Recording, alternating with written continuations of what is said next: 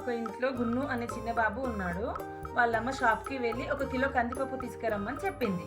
షాప్కి వెళ్దామని బయటికి వెళ్ళాడు. బయట పిల్లలందరూ ఆడుకుంటూ కనిపించారు. షాప్కి వెళ్ళడం మర్చిపోయి పిల్లలతో ఆడుకుంటూ ఉండిపోయాడు. ఎంతసేపు అయినా ఇంటికి రాకపోయేసరికి గున్ను వాళ్ళమ్మ బయటకు వచ్చి చూసేసరికి గున్ను పిల్లలతో ఆడుకుంటూ కనిపించాడు. గున్నుని కోపంగా ఇంకా వెళ్ళలేదా షాప్కి అని వాళ్ళమ్మ మందలించింది. గున్ను షాప్కి వెళ్ళి పందికొక్కు ఇవ్వండి అంకుల్ అని అడిగాడు.